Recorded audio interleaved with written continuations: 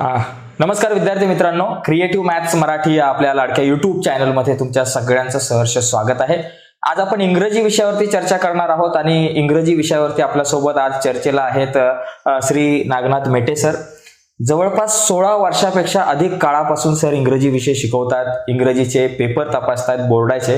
त्यामुळे सरांचा अनुभव खूप मोठा आहे आणि त्या अनुभवाचा आजच्या या व्हिडिओमध्ये आपल्याला खरंच खूप चांगला फायदा होणार आहे.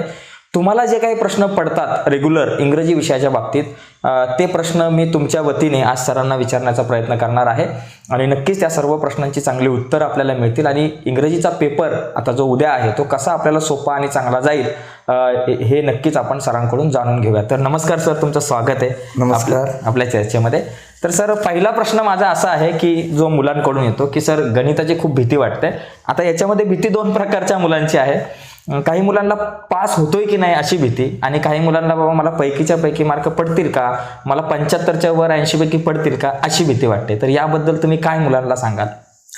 याच्यामध्ये प्रकार असा आहे की जे सामान्य विद्यार्थी ज्यांना फक्त पासिंगची काळजी आहे अशा विद्यार्थ्यांना प्रामुख्यानं प्रश्न क्रमांक 1 पहिला प्रश्न, नंतर प्रश्न तिसरा पोयम, बरं, आणि नंतर प्रश्न शेवटचा ज्याला आपण ट्रान्सलेशन म्हणतो, या बाबतीत विद्यार्थ्यांनी जर भर दिला व्यवस्थित तर त्यांना त्याच्यावर त्या ठिकाणी मार्क मिळतात. पासिंगची चिंता असणाऱ्या विद्यार्थ्यांची अडचण अशी आहे की त्यांना वाक्यरचना करता येत नाही, त्यामुळे रायटिंग स्किलमध्ये त्यांना मार्क्स मिळत नाही. मग त्यामुळे पहिल्या प्रश्नामध्ये सहजगत्या मार्क मिळू शकतात, कारण पहिल्या प्रश्नामध्ये क्वेश्चन नंबर 1A मध्ये एकूण 6 उपप्रश्न दिलेत. त्या 6 उपप्रश्नापैकी 4 अटेम्प्ट करायचे. बरोबर. त्या 4 मध्ये सोपा प्रकारे सुरुवातीला तुम्हाला 4 शब्द दिलेले आहेत आणि त्यातलं एक अल्फाबेट दिलेलं नाहीये, तेवढंच तुम्हाला ते शब्द आठवायचं आणि लिहायचं आहे. ओके, असे एकूण त्याच्यानंतर अल्फाबेटिकल ऑर्डर आहे. बरं, सोपी गोष्ट आहे. फक्त ABCDच्या क्रमानं तुम्हाला शब्दांची त्या मांडणी करायची आहे, बाकी काही करायचं नाही. त्याच्यानंतर तुम्हाला पंक्च्युएशन मार्क्स वापरायचे, त्या ठिकाणी विरामचिन्हे वापरायचे. मग प्रश्नचिन्ह असेल, उद्गारवाचक चिन्ह असेल, पूर्णविराम असेल, अवतरण चिन्ह असेल, कॅपिटल लेटर असेल, तुम्हाला वाक्याच्या स्वरूपानुसार, म्हणजे वाक्य प्रश्नार्थक वाक्य असेल तर प्रश्नचिन्ह येईल. ओके. जर दिलेलं वाक्य जर उद्गारवाचक असेल तर उद्गारवाचक चिन्ह येईल, आणि दिलेलं वाक्य जर आज्ञार्थी असेल किंवा विधानार्थी असेल तर पूर्णविराम येईल. मग त्या ठिकाणी व्यक्तीच्या तोंडचे जे शब्द, व्यक्तीच्या तोंडून बाहेर पडलेले जे शब्द असतात तर ते अवतरण चिन्हामध्ये लिहिले जातात. ओके. मग तेवढी एक ॲक्टिव्हिटी करायची. नंतरचा प्रकार असा आहे की त्या ठिकाणी एक शब्द दिला जातो तुम्हाला, त्या शब्दापासून तुम्हाला 3 अक्षरी अर्थपूर्ण 4 शब्द बनवायचे. ओके. त्याला 2 मार्क आहेत. नंतर तुम्हाला एक शब्द दिला जातो आणि त्या शब्दाशी रिलेटेड शब्द संबंधित, त्यांनी दाखवलेला शब्द, जर दिलेला शब्द एखादी क्रियापद असेल तर ते क्रियापदच लिहिले गेले पाहिजेत. दिलेला शब्द एखादा नाऊन असेल तर इतर शब्द नाऊन असले पाहिजेत. विशेषण असेल तर इतर विशेषणं किंवा क्रियाविशेषणं लिहिणं अपेक्षित असते. आणि नंतर एक वर्ड चेन दिली जाते. त्या वर्ड चेनमध्ये तशी सूचना असते की याची वर्ड चेन कशाची तयारी करा, तर समजा नाऊनची तयार करा किंवा व्हर्बची तयार करा, तर ते त्या सूचनेप्रमाणे करणं गरजेचं आहे.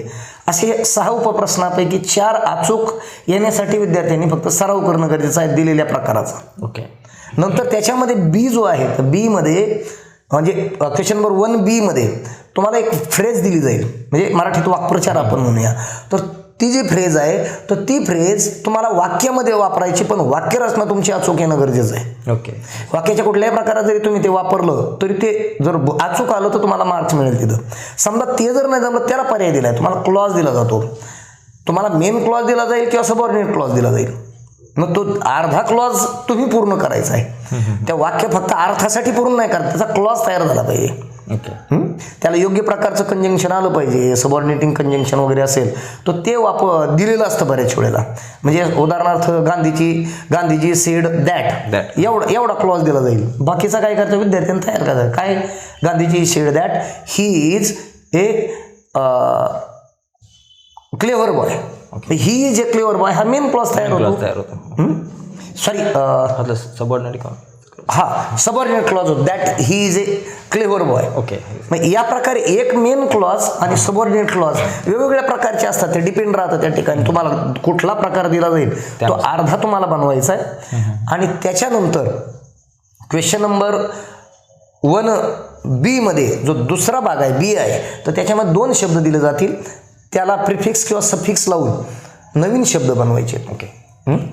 मग विद्यार्थ्यांना ते कळालं पाहिजे. समजा कंट्रोल शब्द आहे, कंट्रोल शब्दाला अनकंट्रोल केलं की ते अगोदरचं प्रिफिक्स आलं, अनकंट्रोल्ड केलं की कंट्रोल्ड, शेवटी जो ईडी लागेल तो सफिक्स आहे, सफिक्स सुरुवातीला प्रिफिक्स आहे.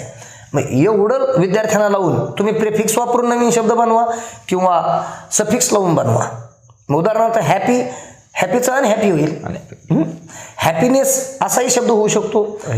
मग असा बदल करून ह्या 2 शब्दापासून नवीन शब्द बनवणं अपेक्षित आहे. समजा याच्या व्यतिरिक्त आणखी पर्याय दिला, ह्या दोन्हीपैकी एक शब्द, दोन्हीपैकी कोणताही एक शब्द वाक्यात वापरणं गरजेचं आहे. तुम्ही स्वतःच्या वाक्यामध्ये तो शब्द जर वापरला तर तुम्हाला त्यापासून काय तयार होते, सॉरी त्याला 1 मार्क आहे. 1 मार्क दिला. तर या प्रकारे पहिला प्रश्न बरेचसे पर्याय देऊन दिलेला आहे, तो त्या 10 मार्कापैकी चांगले विद्यार्थी असतील तर 10 पैकी 10 मार्क सहजगत्या मिळतात. सामान्य विद्यार्थ्याला 8-9 मार्क मिळायला हरकत नाही. ओके. प्रश्न दुसरा तुमच्या दिलेल्या परिच्छेदावरच असतो, तुम्ही जे शिकलात त्याच्यावरच तो पाठ्यपुस्तकावरचे 2 उतारे दिलेले असतात. त्या पॅसेजमधून तुम्हाला एकूण 10-10 मार्काचे 2 परिच्छेद आहेत, तर त्याच्यापैकी 6 मार्काचं मटेरियल, 6 मार्काची बहुधा उत्तरं तुम्हाला त्या परिच्छेदात सापडतात. ओके. क्वेश्चन नंबर 1B मध्ये, सॉरी 1A मध्ये A1, A2 आणि A3 बहुधा हे 3 प्रश्न तुमच्या त्या परिच्छेदावर विचारले जातात. आणि यातला जो A5 आहे म्हणजे 5वा प्रश्न, तो पर्सनल रिस्पॉन्स आहे, तो ह्या परिच्छेदावर आधारित आहे. परंतु इथं तुमचं मत, विद्यार्थ्यांनी स्वतःचं मत त्या ठिकाणी व्यक्त करायचं आहे, ते मत व्यक्त करणं गरजेचं आहे. आणि क्वेश्चन नंबर 2 मध्ये A4 येईल किंवा B4 येईल, तर तिथं ग्रामर आहे. ग्रामरची वाक्य तुम्हाला दिली जातील. एकतर तुम्हाला सूचना दिली जाईल, उदाहरणार्थ ॲड क्वेश्चन टॅग एखादं वाक्य दिलं जाईल, आय एम ए टीचर, मग तिथं दिलं जाईल ॲड क्वेश्चन टॅग, किंवा त्याला पर्याय दिले जातील, मग योग्य पर्याय निवडायचा आहे. ओके. हे अपेक्षित आहे. मग हे दुसऱ्या प्रश्नामध्ये या प्रकारची माहिती दिलेली असते. विद्यार्थ्यांनी जर प्रयत्न केला तर इथंही मार्क त्याला मिळू शकतात. याच्यामध्ये सर पर्सनल रिस्पॉन्सची जी काही उत्तर आहेत ना, ती लिहिताना अडचणी येतात. मग तिथं काय टिप्स तुमच्याकडून द्याल, म्हणजे जे काही चांगली मुलं आहेत त्यांच्यासाठी पण आणि जे ॲव्हरेजमध्ये आहेत त्यांच्यासाठी सुद्धा? चांगल्या विद्यार्थ्यांना बऱ्याच वेळेला याचा अर्थ कळतो आणि ते व्यवस्थित अटेम्प्ट करतात. बरोबर. त्या विद्यार्थ्यांनी एक गोष्ट लक्षात घेणं गरजेचं आहे की तुमचं उत्तर पॉझिटिव्ह किंवा निगेटिव्ह कसंही अपेक्षित आहे. पण तुम्ही समजा तुम्हाला विचारलं डू यू लाईक टीचर, तुम्हाला शिक्षक आवडतात का, त्याचं उत्तर येस आय लाईक टीचर किंवा आय डोंट लाईक टीचर, काही उत्तर असू शकतं. No I don't like teacher किंवा येस आय लाईक टीचर, उत्तर काही असू शकतं. हा तुमचा, याला ओपन एंडेड क्वेश्चन म्हणायचं. ओके. तुम्ही त्याचं उत्तर होकारार्थी द्या, नकारार्थी द्या, परंतु त्याचं स्पष्टीकरण देणं गरजेचं आहे. पण विद्यार्थ्यांना सांगणं असं अपेक्षित आहे की शक्यतो प्रयत्न करा की पॉझिटिव्ह उत्तर जाईल. म्हणजे तुम्ही निगेटिव्ह जर उत्तर लिहिलं तर त्यामधून तुमचं ग्रामर, तुमची वाक्यरचना हे तुम्हाला करता येते का, हा भाग त्या ठिकाणी विचारात घेतला जातो पर्सनल रिस्पॉन्सला. आणि चांगले विद्यार्थी आहेत ते नेहमी प्रयत्न चांगला करतात, त्यांनी वाचलेलं असतं, सराव केलेला असतो, त्यांना त्या ठिकाणी मार्क मिळतात. तिथं 1.5 एकदम एक्सलंट असेल, साध्या साध्या गोष्टी, समजा आता तुम्ही लिहिताना जर वाक्यरचना करताना बऱ्याच वेळेस विद्यार्थ्याकडून समजा ही स्पीक्स, ही कम्स, यामध्ये यस वगैरे लावताना मुलांची थोडी जम्बलिंग होती, तर तो साध्या वर्तमानकाळाचा नियम आहे, तर तो नियम परत लक्षात ठेवला, सराव केला तर ते उत्तर तिथेही अचूक येऊ शकतं.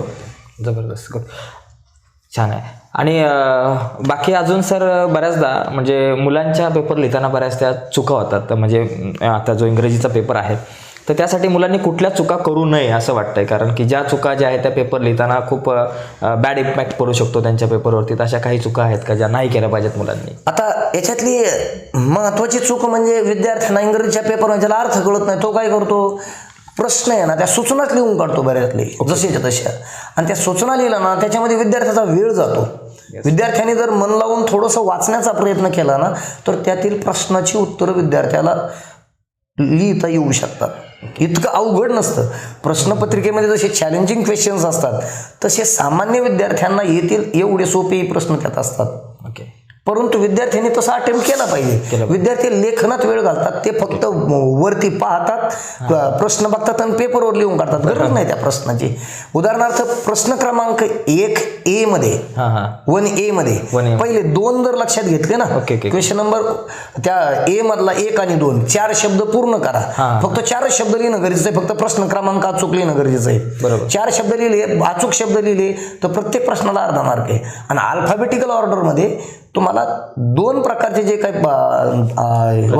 4 शब्द दिलेले असतात 1 आणि 2 मध्ये, त्यांना फक्त अल्फाबेटिकल ऑर्डर मध्ये लावायचे. म्हणजे एकूण तुम्हाला 4 मार्कासाठी फक्त 12 शब्द लिहिणं गरजेचं आहे. बरोबर. पहिल्या 2 मध्ये पहिल्या प्रश्नामध्ये सराव असला तर पटकन उत्तर लिहून होतात. बरोबर. वेगळं काही तुम्हाला ऍड काहीच करायचं नाहीये. बरोबर. आता तुम्हाला वर्ड चेन लिहिताना तुम्हाला 1 शब्द दिलेला आहे, बाकीचे 4 शब्द लिहायचे. प्रश्नाची सूचना लिहू नका. तुम्हाला त्या ठिकाणी नवीन शब्द तयार करायला लावले जातात एका शब्दापासून. त्या ठिकाणी तुम्ही अचूक 4 शब्द बनवा. बस त्याचा विद्यार्थ्यांनी सराव करावा. ही या ठिकाणी प्रश्न लिहिणं, अनावश्यक लेखन करणं ही चूक आहे. दुसरी आणखी चूक, विद्यार्थी नवीन पानावर काही विद्यार्थी नवीन प्रश्न सोडवत नाहीत. प्रश्नाचा क्रमांक योग्य ठिकाणी टाका वरती. नवीन प्रश्न जर तुम्ही सोडवत असाल तर तो नवीन पेजवरच सोडवला पाहिजे. मग जर असं केलं तर ते शिक्षकाच्या समोर विद्यार्थ्याचा वाईट म्हणजे काय इम्पॅक्ट होत नाही. त्याला कारण असं आहे, विद्यार्थी ज्या वेळेला पहिल्या प्रश्नाचं अर्ध उत्तर शेवटी लिहितो किंवा मध्ये लिहितो त्यावेळेला शिक्षकाला त्यात प्रत्येक ठिकाणी नोंदी करावं लागतं. सुरुवातीला वरती लिहावं लागतं की पुढच्या पानावर पहा, पहिल्या पानावर म्हणावं लागतं, या पेजवर पहा, याच्या नोंदी करावं लागतात, लिहावं लागतं तिथं स्टेटमेंट. आणि मग हे लिहिण्यामध्ये शिक्षकाची मेंटॅलिटी थोडीशी बदल होते. म्हणजे ज्या शिक्षकाला एखाद्या ठिकाणी 2 मार्क देतो तिथं 1.5 देईल, 1 देईल, तो चुका जास्त शोधेल आणखी. आणि एखाद्या वेळेला विद्यार्थ्याला जर एखादा शब्द जर कट करायचा म्हटलं, खोडायचा म्हटलं तर तो गिरवू नये. एक सिंगल काट मारा, बस झालं. गरज नाही त्याची. आता गिरवत बसतात त्यामुळे ते चटकन लक्षात येतं. बरोबर. तर या गोष्टीचे विद्यार्थ्यांनी काळजी घेणं गरजेचं आहे. अनावश्यक प्रश्न लिहू नये. दुसरी गोष्ट, ट्रू फॉल्स लिहिताना, ॲग्री डिसॲग्री लिहिताना विद्यार्थ्यांनी काय करावं, ते पूर्ण विधान लिहून नंतर ट्रू किंवा फॉल्स लिहावं. दिलेलं सूचना लिहू नये. पण ट्रू आणि फॉल्स लिहिताना विद्यार्थी काय करतात, ट्रू फॉल्स लिहितात. मग काही वेळेला मॉडरेटर कोण सूचना दिल्या जातात, जर असं लिहिलं असेल त्याला मार्क देऊ नका, किंवा त्याला गरज असेल तर एखादा मार्क द्या. पण ट्रू फॉल्सला मग तिथं वाईट परिणाम होतोय याच्यावर, मार्किंगवर. विद्यार्थ्यांनी विधान लिहावं आणि नंतर त्या ठिकाणी ट्रू किंवा फॉल्स लिहावं. याच्या व्यतिरिक्त काही ठिकाणी काय होतं, कंप्लीट द सेंटेन्स असं म्हटलेलं असतं. विद्यार्थी काय करतो, उत्तराचा भाग लिहितो फक्त आणि विधान पूर्ण होत नाही ना, सूचनेनुसार नाही येते. फक्त तो काय करणार, उत्तराचा भाग लिहिणार अगोदर दिलेलं, कारण ते विधान पूर्ण करायचंय. कंप्लीट द सेंटेन्सेस मात्र विधान पूर्णच नाही करत, उत्तराचा भाग लिहितो. रिकाम्या जागा पूर्ण करा म्हटलं तो फक्त उत्तर लिहितो, बाकीच्या रिकाम्या जागा होत नाही, विधान तसंच राहतं. आणि प्रश्न लिहायला कधी कधी पूर्ण लिहितात वरचा, खालील प्रश्न 16 आणि हिचा अर्ध लिहितो. ते सगळं अचूकपणे सगळं लिहून काढणं शब्द ना शब्द. पण प्रश्नामध्ये विद्यार्थी मग या चुका करतात, मग इथं त्यांना मार्क्स मिळत नाहीत. काही वेळेला भाषा म्हटल्यानंतर हे बारकावे त्या ठिकाणी विचारात घेतले जातात. कॅपिटलायझेशन म्हणजे तुमचं मोठं अक्षर, कॅपिटल लेटर. कोणतंही विधान तुम्ही सुरू करता त्यावेळेला, नवीन वाक्य सुरू करताना पहिलं अक्षर कॅपिटल असलं पाहिजे. आय हा जो शब्द आहे म्हणजे प्रथम पुरुषी एकवचनी सर्वनाम आय आहे, तर ते कुठेही आलं तर ते कॅपिटल येतं.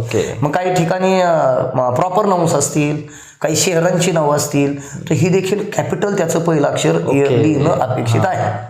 व्हेरी गुड, जबरदस्त. तर जबरदस्त, खूप छान. म्हणजे हे मुद्दे महत्त्वाचे आहेत की कुठल्या चुका आपण नाही केल्या पाहिजे. अजून एक प्रश्न आहे सर, की आता तुम्ही एवढे पेपर बऱ्याच वर्षापासून सर बोर्डाचे पेपर तपासतायत, तर असा एखादा पेपर तुमच्या डोळ्यासमोर आहे का की खूप सुंदर लिहिला होता तो पेपर आणि तुम्हाला अजूनही आठवतोय, तर त्या सुंदर पेपरमध्ये असं काय होतं की तो पेपर खूप छान प्रकारे मुलांनी लिहिला होता, म्हणजे पेपर कसा चांगला? हे नाही, प्रश्न तुम्ही छान विचारलाय सर. हे काही वेळेला अशा पेपरचे आम्ही आमच्या पर्सनलसाठी त्याचे फोटो काढून घेतो किंवा फोटोकॉपी मुद्दाम काढून घेतो. का तर तो आम्हाला बघावा वाटतो पेपर, इतर विद्यार्थ्यांना दाखवण्याजोगा, मॉडेल म्हणून जो पेपर आहे तसा दाखवण्याजोगा असतो. त्या विद्यार्थ्यानं त्याच्यामध्ये मी आता ज्या वर्णन केलं ना अनावश्यक चुका, हे तो कुठंच करत नाही. प्रत्येक ठिकाणी त्याने अचूक फक्त गरजेपुरतंच लिहिलेलं असते. ओके. आता ज्या ज्या ठिकाणी समजा आता इथं विद्यार्थी चूक काय करतात, समरी रायटिंग लिहिताना टायटल लिहित नाही, टायटलला 1 मार्क दिलेला आहे. जर विद्यार्थ्याने टायटल नाही दिलं समरी रायटिंग लिहिताना, तर त्या ठिकाणी त्या विद्यार्थ्याला 4 पैकी मार्क कन्सिडर केले जातात. ओके.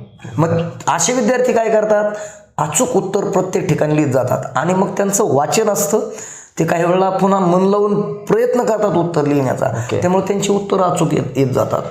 शेवटच्या प्रश्नापर्यंत त्यांचं हँडरायटिंगसह सगळं बॅलन्सिंग राहतं, त्यांच्याकडून कुठंच कन्फ्युजन होत नाही. टाईम मॅनेजमेंट ते व्यवस्थित शिकलेले असतात. तर असे पेपर सुरुवातीच्या प्रश्नापासून शेवटच्या प्रश्नापर्यंत आम्ही जरूर वाचतो ते, परंतु वाचल्यानंतर एक लक्षात येते त्याच्या चुका नाही आहेत. मग ग्रामर असेल, ग्रामरची वाक्य अगदी बारकाव्यानं शिक्षकांकडून पाहिली जातात. विद्यार्थ्यांना आणखी विद्यार्थी काय करतात, कधी कधी परिच्छेदातला भाग त्या रायटिंग स्किलमध्ये लिहितात. याच्यामध्ये आमचे शिक्षक सांगायचे की धूळफेक होते, शिक्षकांच्या डोळ्यामध्ये धूळफेक केली की तुम्हाला मार्कच मिळणार नाही. तुम्ही तुमचा प्रयत्न करा, थोडंसं चुका असेल शिक्षक जरूर विचार करतात, समजा काही चुका आहेत पण त्यांनी प्रयत्न केलाय, जर उत्तराशी जर रिलेटेड असेल तर तिथं मार्क्स देण्याचा शिक्षकांचा प्रयत्न असतो. कारण प्रश्नपत्रिकेमध्ये जरी मार्किंग स्कीम दिलेली जरी असली तरी शिक्षकाचं हे काम आहे की चांगला अति उत्तम विद्यार्थी उत्तम पेपरमधून लहान लहान चुका शोधून काढणं, आणि जो एकदम ॲव्हरेज विद्यार्थी त्यातून त्यांनी बरोबर काही लिहिलं का ते शोधून काढून त्याला मार्किंग काही का व्हायला पण त्याला मार्किंग देण्यासाठीचा प्रयत्न शिक्षकांकडून असतो. सर ही गोष्ट खूप चांगली की त्याला खरंच, त्यामुळं स्कोरिंगच्या विद्यार्थ्याचा जो पेपर आहे तो पहिल्या प्रश्नापासून शेवटच्या प्रश्नापर्यंत असे व्यवस्थित त्याला उत्तरच व्यवस्थित लिहिलेली असतात. यापूर्वी मागच्या वेळेला आलेला पेपर होता, मला वाटतं काहीतरी 74 वगैरे मार्काचा पेपर होता, सुंदर पेपर लिहिलेला होता. प्रत्येक ठिकाणी काटछाट करूनही त्या ठिकाणी मार्क कट करायला कुठं जागाच नाही सापडत. ग्रामरमध्ये पाहिलं त्याचं उत्तरच अचूक असते. समर रायटिंग लिहिताना तो एकदम बरोबर लिहिणार आणि अपेक्षित जेवढं उत्तर आहे तेवढी मांडणी करणार. मग त्यामुळं तिथं मार्किंग कमी होत नाही. ओके, जबरदस्त. म्हणजे कसा नेमका लिहिला पाहिजे, काय काळजी घेतली पाहिजे, सुंदर पेपर नेमका कसा असतो ते सुंदर पद्धतीने सरांनी सांगितलंय. अजून एक महत्त्वाचा प्रश्न की बरेच मुलं मला त्या व्हिडिओच्या कमेंट्समध्ये विचारतात की सर रायटिंग स्किल कसं लिहावं, रायटिंग स्किल लिहिताना कुठली काळजी घेतली पाहिजे, तिथं सेंटेन्स मेकिंग या सगळ्या प्रकार आहे, तिथं ग्रामॅटिकल वाक्याचा वापर केला पाहिजे का, जसं ग्रामरचे भाग आहेत नॉट ओनली बट ऑल्सो असेल, किंवा active wise, passive wise, direct indirect वगैरे यांचा भाग काय होतं. भाषा म्हणून जर समजा तुम्हाला मांडायची जर आवश्यकता पडली, तुम्ही म्हटले की त्यात व्हाईस, डायरेक्ट इनडायरेक्ट या सगळ्याच गोष्टी आल्या. भाषेमध्ये हे सगळं आलं. भाषा म्हणून साठी तर भाषेला जास्त स्कोअर न होण्याचं कारण बऱ्याच वेळेला हेच होतं, सामान्य विद्यार्थ्यांना त्यांच्याकडून व्याकरण दृष्ट्या बऱ्याचशा चुका होतात, स्पेलिंग मिस्टेक होतात, आणि याला कारण काय होतं, विद्यार्थ्यांचा सराव कमी राहतो. मग काय होतं, रायटिंग स्किल लिहिताना आता बघा, रायटिंग स्किल आपला प्रश्न क्रमांक 5व्या पासून सुरू होतो. बरोबर. आता तुम्ही प्रश्न विचारला होता की सर सामान्य विद्यार्थ्यांना पासिंगची चिंता आहे. मी सांगितलं प्रश्न क्रमांक पहिला, त्याच्यामध्ये तुम्हाला चांगला स्कोर होऊ शकतो. शेवटच्या प्रश्नामध्ये ट्रान्सलेशन नीट समजून घ्या, तुम्हाला तिथेही स्कोर होईल, होईल व्यवस्थित. प्रयत्न करा, प्रयत्न केला तर तुम्हाला त्या ठिकाणी मार्क मिळतील. शेवटच्या प्रश्नामध्ये तुम्ही ट्रान्सलेशनसाठी तुम्हाला 6 शब्द, 6 पैकी 4 शब्द तुम्हाला अचूक लिहायला हरकत नाही, पर्याय दिलेला आहे. पहिल्या प्रश्नात पर्याय आहे, नंतर तुम्हाला याच्यामध्ये ट्रान्सलेशनमध्ये 4 वाक्य दिले, त्यापैकी 2 वाक्य अचूक येणं गरजेचं आहे. नंतर प्रश्न क्रमांक 7व्यामध्ये शेवटी 2 म्हणी दिल्यात, 1 म्हण तर तुम्हाला बरोबर यावी. मग तुम्ही जरा थोडंसं विद्यार्थ्यांनी थोडंसं वाचन केलं, म्हणी पाहिल्या बऱ्याचशा, आणि कधी मध्ये ते आठवायचा प्रयत्न केला, तिथं सहज का ते उत्तर लिहिता येतात. म्हणजे पासिंगच्या विद्यार्थ्यांना या प्रश्नामध्ये लक्ष देता येईल. याशिवाय जे विद्यार्थी ज्यांना ॲव्हरेज आहेत, ज्यांना फक्त पासिंगची चिंता आहे, त्यांनी कवितेच्या बाबतीमध्ये जरा थोडं समजून घ्यावं, सेंट्रल आयडिया थोडीशी पुन्हा पुन्हा सराव करा. तुम्ही फिगर ऑफ स्पीच लिहून घ्या. फिगर ऑफ स्पीच जर एखाद्या ठिकाणी तुम्हाला राईम स्कीम विचारलेली असती, विद्यार्थी काय वेळा राईम स्कीम लिहिताना फक्त फ्री वर्स हा शब्द लिहितो. मग फ्री वर्स लिहिला, फ्री वर्स हा राईम स्कीमचा प्रकार नाही. मग त्या ठिकाणी विद्यार्थ्यांनी तिथं विधांत लिहिलं पाहिजे ना, there is no rhyme scheme in the poem, the poem is written in free verse. Okay. Free verse किंवा फ्री व्हर्स स्टाईल. कारण मुक्त छंद हा प्रकार आहे त्यातला. प्रकार मुक्त छंद या प्रकारात लिहिलेली ती कविता आहे. मग त्या ठिकाणी यमक योजना नाही, राईम स्कीम म्हणजे यमक योजना नाही. आणि विद्यार्थ्यांना यमक योजना समजून घेणं अवघड नाहीये. कवितेमध्ये तिथं मार्क मिळू शकतात. फिगर ऑफ स्पीचचे स्पेलिंग विद्यार्थ्यांनी अलिट्रेशनचं स्पेलिंग परंतु चुकतं, रेपिटेशनचं स्पेलिंग चुकतं, तर या ठिकाणी हे स्पेलिंग विद्यार्थ्यांनी समजून घ्यावेत. उदाहरणार्थ पहिल्या 2-3 कविता आहेत, लक्षात घ्या. त्या ठिकाणी तिथं विचारलं figure of speech any. Actually विद्यार्थ्यानं एक फिगर ऑफ स्पीच लिहावं, त्याचं उदाहरण द्यावं, स्पष्टीकरण द्यावं, असं करायला हरकत नाही. पण हे अपेक्षा चांगल्या पेपरमध्ये नक्कीच आमची पूर्ण होते. विद्यार्थी तो स्पष्टीकरण लिहिलेलं असतं, त्यानं फिगर ऑफ स्पीचचं नावही लिहिलेलं असतं आणि व्यवस्थित स्पष्टीकरण दिलेलं असतं. सामान्य विद्यार्थी लिहिताना त्यांच्याकडून हे जे अलिट्रेशनचं स्पेलिंग, साधे स्पेलिंग विद्यार्थी व्यवस्थित लिहित नाही, त्यामुळे मार्किंग त्या ठिकाणी होत नाही. मग कवितेमध्येही मार्क्स मिळतात तुम्हाला. काय का तुम्हाला टायटल लिहायचं आहे, कविते टायटल तिथंच दिलेलं आहे, त्या ठिकाणी कवीचं नाव लिहायचं आहे, तिथंच आहे, वेगळं काही करायचं नाही, तिथं मार्क्स मिळतात. फिगर ऑफ स्पीच तुम्ही आता पहिल्या कवितेमध्ये ॲपॉस्ट्रॉफी आहे, अलिट्रेशन आहे, दुसऱ्या कवितेमध्ये तसं आहे. विद्यार्थ्यांनी कम्पॅरेटिव्हली हा विचार करावा की या वेगवेगळ्या कवितांमध्ये तेवढे फिगर ऑफ स्पीच आहेत. विद्यार्थ्यांनी किंवा त्या कवितांची नावं, त्यातील असणारे कवी हे तुम्हाला जरी तिथं दिलेले असेल, तुम्हाला किंवा ती कन्सेप्ट माहिती असावी, त्यात कोणकोणते भाषालंकार आहेत हे माहिती असावेत. कारण भाषालंकार लिहायला तुम्हाला 1 मार्क आहे. असा 1 मार्काचा विद्यार्थ्यांनी प्रत्येक ठिकाणी जर विचार केला तर त्याला सहजगत्या पासिंग पुरते मार्क्स मिळतात. बरोबर. आणि रायटिंग स्किल्सचा जो आपला तुम्ही प्रश्न विचारला होता, रायटिंग स्किल्सचा भाग असा आहे की वाक्यरचना करताना नक्कीच विद्यार्थ्यांना अडचणी येतात, ज्याला सराव नाही त्याला. कारण बिगर सरावाची डायरेक्ट एकाच वेळेला तुम्हाला इंग्रजी वाक्यरचना लगेच येणार नाही. तुम्हाला व्याकरण व्यवस्थित माहिती पाहिजे, वाक्यरचनेचा तुमच्याकडून स्पेलिंग मिस्टेक होता कामा नये, तुमच्याकडून त्याचा व्यवस्थित असा काळ त्या ठिकाणी वापरला जावा. तुम्हाला शब्दाचा जो योग्य क्रम आहे त्याची मांडणी करता आली पाहिजे. आणि हे बिगर सरावाचं होत नाही सर. पोरांना प्रिपोजिशन्सचे अर्थ माहिती पाहिजेत, ते कोणत्या ठिकाणी वापरले जावेत ते माहिती पाहिजे, प्रोनाऊनचे अर्थ माहिती पाहिजेत. त्या ठिकाणी साधे शब्द पोरांनी जर समजा चुकवले तर मग तिथं मार्क्स मिळत नाहीत. आणि रायटिंग स्किलमध्ये बघा, आता 5व्या प्रश्नापासून रायटिंग स्किल सुरू होते. आता रायटिंग स्किलमध्ये अजिबातच मार्क मिळत नाही असा प्रकार नाही. विद्यार्थ्यांनी स्वतःचा पत्ता तयार करून ठेवावा. आता पत्ता तयार केल्याच्या नंतर एक लक्षात घ्यायचं, तुमचा पत्ता तयार ठेवा. जर पत्रामध्ये पत्ता दिला नावासह तर तिथला पत्ता वापरा, मग तुमचा पत्ता लिहायची गरज नाही. पण तो पत्ता लिहिताना योग्य ठिकाणी कॉमा द्यावा. आणि शिवाय मोठी चूक विद्यार्थ्याकडून काय होते, विद्यार्थी तारीख व्यवस्थित लिहित नाहीत. पोरांचं कन्फ्युजन होतं मराठी आणि इंग्लिशमध्ये. इंग्रजीमध्ये पत्त्याच्या खाली तारीख लिहिली जाते, मुलं पत्त्याच्या वर तारीख लिहितात, मग ते फॉर्मॅट चुकीचा होतो. मग त्या निस्ता पत्ता लिहिला, ॲड्रेसला अर्धा मार्क आहे. ओके. तुम्ही फॉर्मल लेटर जर लिहिलं तर फॉर्मल लेटरला तुम्हाला 1 मार्क त्या पत्त्याने मिळू शकतो. पण त्याचा सराव विद्यार्थ्यांनी करणं गरजेचं आहे. म्हणजे 1 मार्क प्रत्येक प्रश्नातून असा कलेक्ट करावं लागेल विद्यार्थ्याला. मग त्या ठिकाणी मांडणी त्या पत्राची योग्य पद्धतीने विद्यार्थ्यांनी करावी.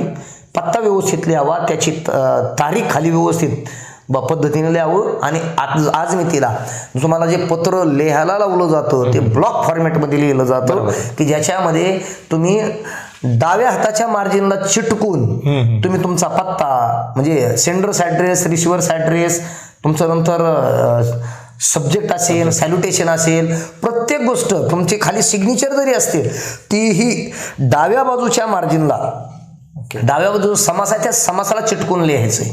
ओके. मग या गोष्टीची पत्रामध्ये काळजी घ्यावी विद्यार्थ्यांनी पत्ता लिहिला तरी त्याला त्या ठिकाणी अर्धा मार्क मिळू शकतो. त्याच्यानंतर तुम्हाला डायलॉग रायटिंग दिले. डायलॉग रायटिंग मध्ये काय दिलं तुम्हाला, 3 प्रकारचे डायलॉग आहेत. एका याच्यामध्ये 4 जम्बल्ड सेंटेन्स आहेत, म्हणजे सरमिसळ केलेली वाक्य आहेत. बरोबर. त्यांचा क्रम बदललेला आहे. फक्त तुम्ही वाचून बघायचंय कोणतं याच्यामध्ये कुठली एखादी क्रिया अगोदर होऊ शकते, कोणत्यानी सुरुवात होऊ शकते, आणि त्याने सुरुवात आहे त्याच्यानंतर काय असू शकतं, बरं त्याच्यानंतर काय असू शकतं, त्याच्यानंतर काय असू शकतं. हे 4 वाक्य योग्य क्रमाने लिहिले, फक्त क्रम बदलायचा. वाक्य एकदाच लिहायचे, डबल लिहायची गरज नाही. एकदा लिहिले की तुम्हाला तिथे 1 मार्क आहे. त्याच्यानंतर 2 वाक्य दिले तुम्हाला, कदाचित प्रश्न असू शकतील, प्रश्न विचारला जाईल, त्या प्रश्नाचं उत्तर लिहा व्यवस्थित समजून घेऊन. तुम्ही काहीही लिहिलं त्या प्रश्नाचं उत्तर तरी तुम्हाला त्या ठिकाणी मार्क्स मिळू शकतात. त्या 2 प्रश्नांची उत्तर लिहा, झाले 1-2 मार्क झाले. पुढचा जो आहे त्याच्यामध्ये तर ते 3 मार्कासाठी डायलॉग आहे, पण तो तुम्हाला डायलॉग तयार करावा लागतो. ओके. कमीत कमी 3 एक्सचेंजेस, 3 exchanges. म्हणजे बोलणारा ऐकणारा असे 3 प्रश्न उत्तर माहिती देणं वगैरे हा प्रकार त्या मिनिमम 3 लिहिलं गेलं पाहिजे. हे 5 मार्काचा भाग आहे. आणि हे जर नाही जमलं तर तुम्ही स्पीच रायटिंग लिहू शकता.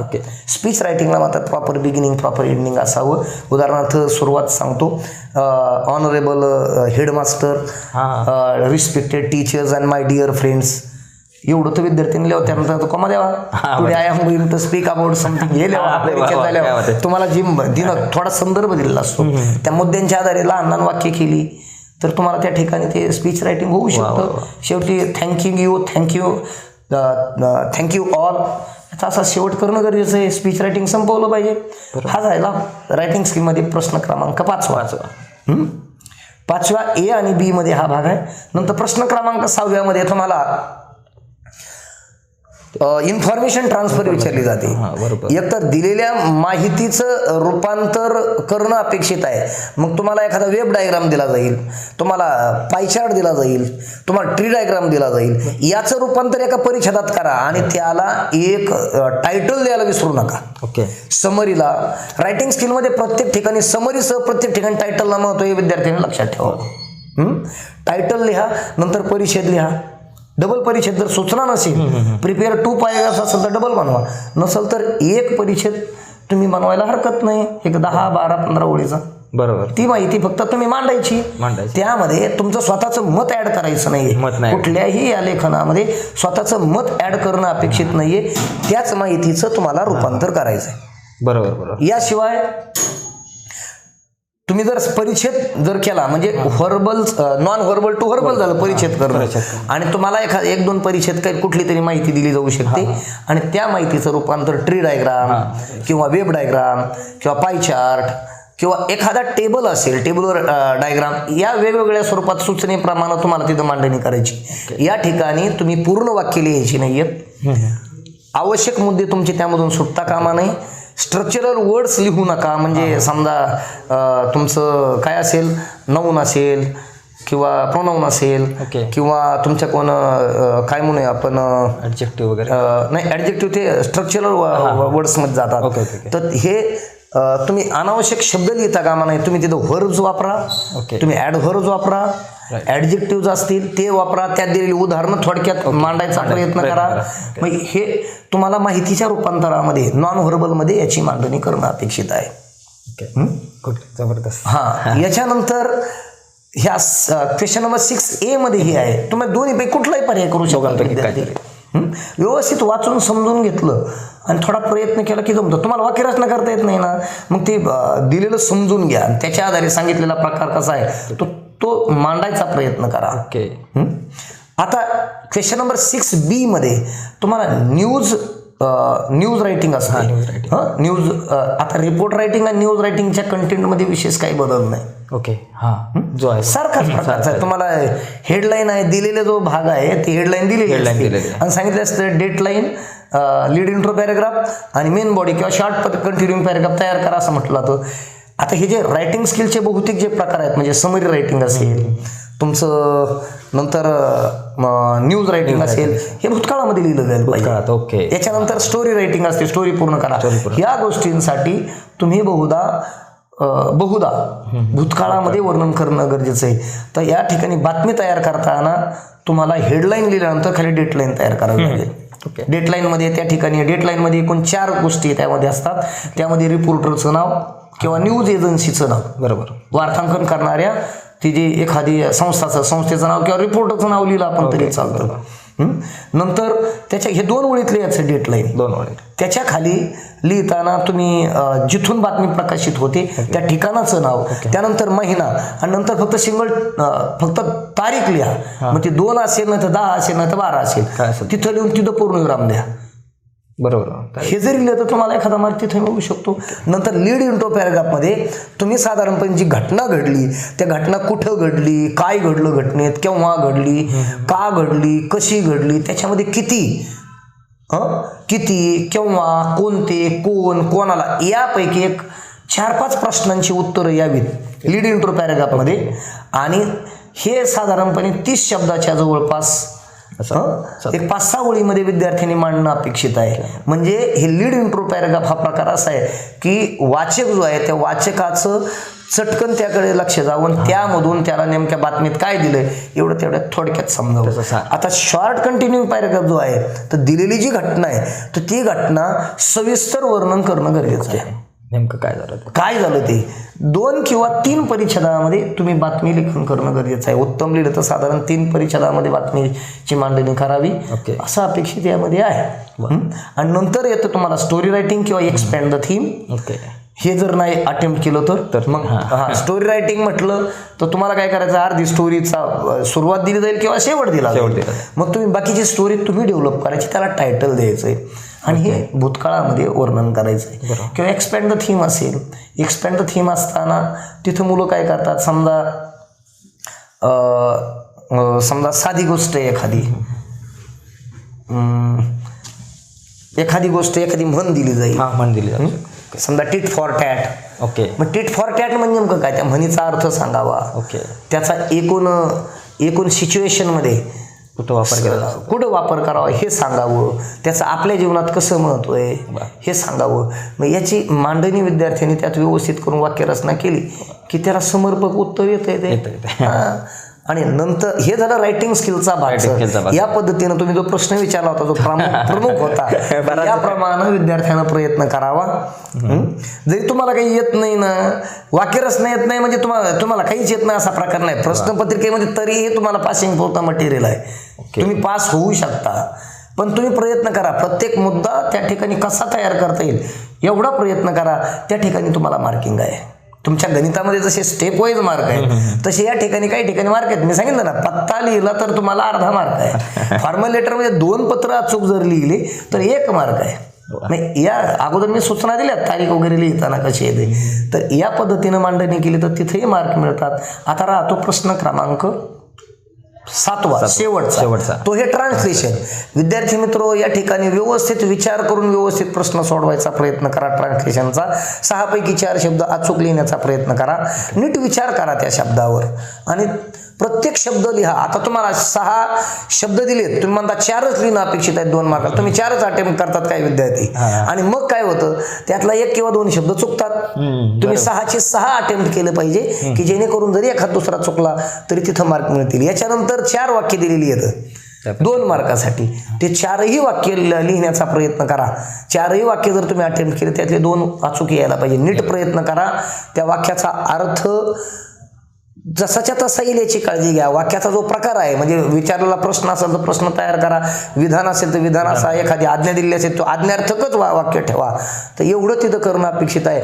आणि शेवटी मी सांगितलं होतं अगोदर की 2 म्हणी दिलेली असेल त्यापैकी 1 म्हण तरी तुमची अचूक येणं अपेक्षित आहे. याप्रमाणे सगळ्या प्रश्नपत्रिकाचा इथं जवळपास गोषवारा झाला. संपूर्ण डिटेल्समध्ये चर्चा झाली. म्हणजे जे काय रायटिंग स्किलचा जो भाग आहे त्याच्यामध्ये सरांनी खूप छान पद्धतीने, म्हणजे पत्र असेल, स्पीच रायटिंग असेल, स्पीचची सुरुवातीला सुद्धा तुम्ही काही वाक्य जे आहे ती वापरू शकता. बाबा honourable headmaster and all dear child friends वगैरे.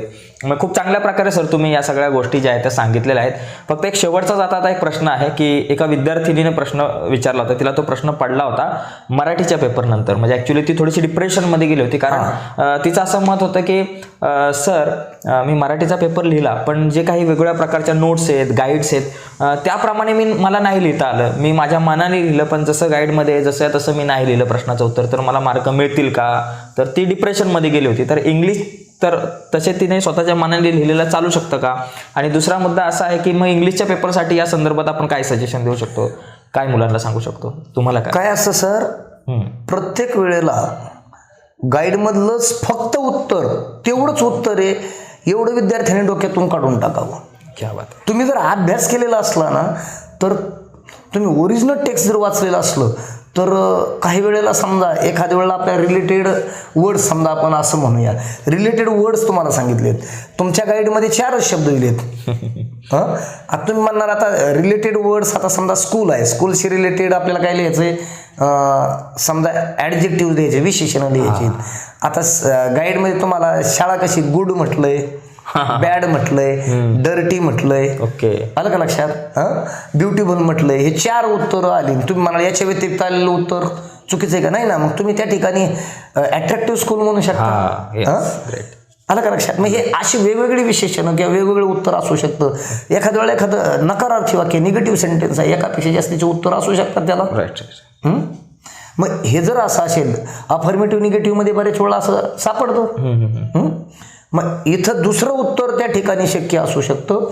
तुम्हाला मॉडेल ऑफ थिअरी वापरताना देखील असं डबल उत्तर बरोबर असू शकतं. समजा तुम्हाला सूचना दिली काय, एखाद्या वेळेला तुम्हाला हॅबिच्युअल पास्ट करायचं सांगितलंय. Habitual past okay. म्हणजे भूतकालीन सवय वर्णन करायचं. We planted many trees every year असं समजा वाक्य तुम्हाला सांगितलं की याचं हॅबिच्युअल पास्ट या ठिकाणी वापरा. Rewrite the sentence showing habitual past म्हटलं. आणि जर समजा गाईडमध्ये तुम्हाला दिलं की we use to plant trees every year, तुम्हाला एवढंच उत्तर बरोबर का? आता वी यूज टू जर आलं तर यूज टूला वूड जरी वापरलं यूज टूच्या ऐवजी तरी त्या ठिकाणी हॅबिच्युअल पास्ट होतो. बरोबर. मग अशा गोष्टी या ठिकाणी होतात. तर मग हे उत्तर असं वेगळं उत्तरही बरोबर असू शकतं. याशिवाय एक्झामिनरला सूचना असतात, या व्यतिरिक्त जर उत्तर जर बरोबर उत्तर असेल तर त्याला मार्किंग करावं. पण उत्तर जर त्या विद्यार्थ्यांनी तुम्ही सांगितल्याप्रमाणे ज्या विद्यार्थ्यांना त्याचं गाईडसारखं उत्तर नाही असं वाटलं, तिनं जर खरंच अभ्यास केलेला असला तर कदाचित तिची काही उत्तरं नक्कीच बरोबर असू शकतील. बरोबर. राईट. क्या बात आहे. जबरदस्त. म्हणजे आपल्या आपण जो काय प्रश्न विचारलेला आहे त्याला अनुसरून जर आपण योग्य उत्तर लिहिलं तर ते तुमच्या भाषेतलं असू द्या किंवा कुठलेही असू द्या तर त्याला मार्क नक्कीच मिळू शकतात. जर आपण अभ्यास केलेला असेल तर आपल्याला नक्की चांगले मार्क मिळू शकतात. तर खरंच मनापासून सर मी धन्यवाद व्यक्त करतो. शेवटी जाता जाता तुम्ही आमच्या विद्यार्थ्यांना काय सांगाल? आता उद्या पेपर आहे बोर्डाचा इंग्लिशचा, त्या संदर्भात तुम्ही 2 मिनिटं काय सांगाल मुलांना जाता जाता तेवढं थोडंसं? विद्यार्थी मित्र, एक लक्षात घ्या की चिंता करू नका, चिंतन करा अभ्यासाचं. क्या बात आहे. थोडा सराव करा. सोप्या सोप्या गोष्टी मी प्रत्येक प्रश्नातल्या या ठिकाणी सांगण्याचा प्रयत्न केला. थोडा सराव केला ना तर नक्कीच जमल. पासिंग होणं अवघड नाही. आणि जे विद्यार्थी खूप हुशार व्यवस्थित अभ्यास केला त्यांनी चिंता करायचे काही कारण नाही आहे. कारण तुम्ही लिहिलेले उत्तर नक्कीच अचूक येणार आहेत, तुम्हाला छानपैकी मार्क मिळणार आहेत, हे लक्षात घ्या. आणि नक्कीच पेपरला शांत मनाने जा, तुम्हाला मार्क नक्की पडतील. इंटरनल मार्क तुम्हाला दिलेले आहेत त्याऐवजी तुम्हाला साधारण एक 25 ते 30च्या जवळपास तरी तुम्हाला मार्क्स या ठिकाणी 25-30 मार्क, 25च्या पुढे मार्क्स मिळावेत अशी अपेक्षा आहे. तुम्ही या ठिकाणी व्यवस्थितपणे जर पेपर सोडवला आणि मी सांगितल्याप्रमाणे त्या प्रश्नांना जर थोडा सरावाला वेळ दिला तर नक्कीच मार्क मिळतील. आणि तुम्हाला या ठिकाणी मी उद्याच्या पेपरच्या खूप खूप शुभेच्छा देतो. आणि आमचे घारे सर आहेत, घारे सरांनी जे आजची मुलाखत घेतली त्याबद्दल मी त्यांची धन्यवाद व्यक्त करतो. All the best. Yes sir, खरंच मनापासून धन्यवाद, कारण तुम्ही खूप मोलाचं मार्गदर्शन केलंय. सर सध्या जनता विद्यालय खोपोली या विद्यालयामध्ये शिकवतात. 8वी 9वी 10वीला इंग्रजी विषय शिकवतात. आणि जवळपास आपण मगाशी म्हटलं की जवळपास 16-17 वर्षापासून सर इंग्रजी विषय शिकवतात आणि खूप चांगला सरांचा अनुभव आहे आणि त्या अनुभवाचा आपल्याला नक्कीच फायदा होणार आहे. ही जवळपास पाऊण तासाची जी व्हिडिओ आहे त्या व्हिडिओच्या माध्यमातून सरांनी खूप चांगल्या प्रकारे आपल्याला मार्गदर्शन केलं. सगळ्या मुद्द्यांवरती चर्चा झाली. म्हणजे प्रश्न क्रमांक पहिल्यापासून ते ट्रान्सलेशनपर्यंत, रायटिंग स्किलपासून ते पेपर कसा लिहायचा, कुठल्या चुका टाळायच्या, कशा प्रकारे आपण सगळ्या गोष्टी करू शकतो, त्यावर खूप चांगलं मार्गदर्शन केलं. सर मी खरंच मनापासून आभार व्यक्त करतो. आणि आपल्या क्रिएटिव्ह मॅथ्स मराठीकडून तुम्हाला आपल्या यूट्यूब चॅनलकडून एक छोटीशी भेट सर आमच्याकडून. तर इंग्रजी विषयाचे तुम्ही शिक्षक आहात तर आमच्याकडून छोटीशी भेट आहे, पुस्तक सर. तर खूप खूप मनापासून धन्यवाद सर. धन्यवाद, खूप खूप धन्यवाद sir. Thank you very much. Yes धन्यवाद सर. तर मित्रांनो, आजच्या व्हिडिओमध्ये आपण इथंच थांबूयात. धन्यवाद.